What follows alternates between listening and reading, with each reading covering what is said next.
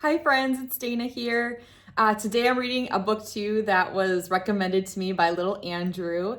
And this book is all about some really mean green beans, which I was really surprised about because I've never met any mean green beans, but this year I planted a whole garden box full of them. And now I'm a little nervous that they're all gonna come and kind of steal me and take me away. So we'll see what happens. They're still out in the garden bed, but for now, I'm just gonna keep an eye on them, make sure that they aren't doing anything mean and naughty. So here we go. Let's read about how Martha saved her parents from the green beans. It's by David La Rochelle and illustrated by Mark Fearing. Here we go.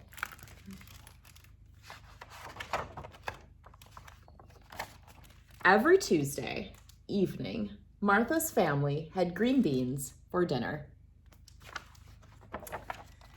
Every Tuesday night, Martha was left alone at the table, staring at a plate of green beans that she wouldn't eat. "Green beans are good for you," said her mother. "Green beans will make you big and strong," said her father. They were both wrong, thought Martha. Green beans are bad, very bad. But even Martha did not know how bad green beans could be. Not until the day that a gang of mean green beans swaggered into town.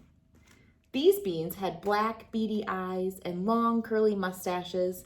They wore tall cowboy hats and sharp, pointy boots.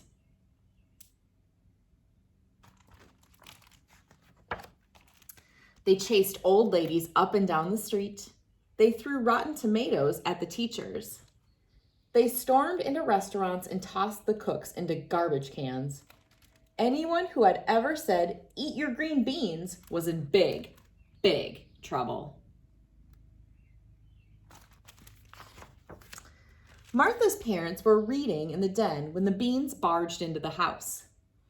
The bad beans jumped on top of the furniture. They tied her parents with long leafy vines. They whooped and hollered and made rude noises.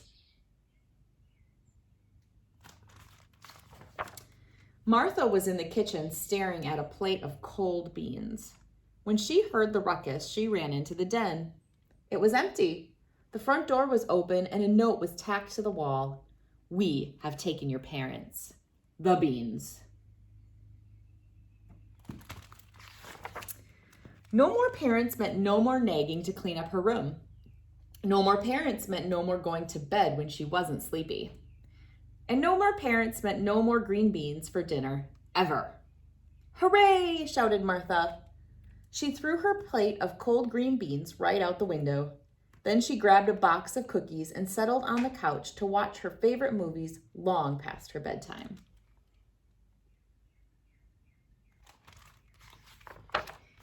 Martha was happy, but not really.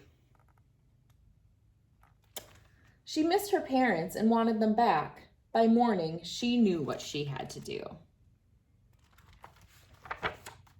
She marched out of the house and followed a trail of leaves that led her to a cave. Outside the cave, she saw her mother and father tied to a rock. They were surrounded by hundreds of green beans, laughing, dancing, and singing off key. "Give me back my parents," shouted Martha. The beans did not even look at her. "Untie them right now." The beans only snickered. "Let my parents go, or I will..." "Or you will what?" said the beans. "Or I will eat you," said Martha. The air grew cold. The singing and dancing stopped. The leader of the beans stepped forward and spat on the ground. "You will not eat us," he said with an evil sneer. "You have never eaten a green bean in your life." He took a step closer to Martha, then another, then another. With every step, the beans seemed to grow larger.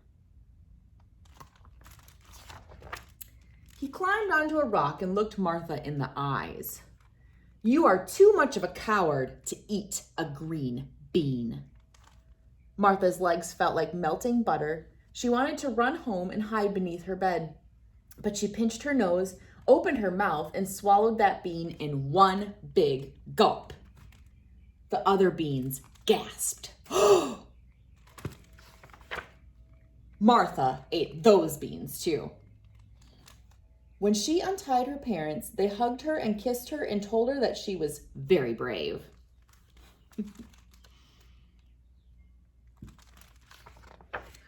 From that day on, Martha's family never had green beans for dinner again. Instead, they had broccoli or corn on the cob or a nice leafy salad. Everyone knows that there is nothing bad about a nice leafy salad.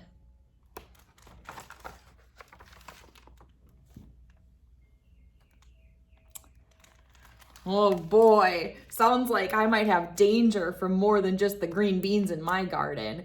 Well, kids, I hope you eat up all of those mean green beans whenever you see them, and I'm gonna keep an eye out for what my green beans turn into. Thanks so much for reading with me. Bye, everyone.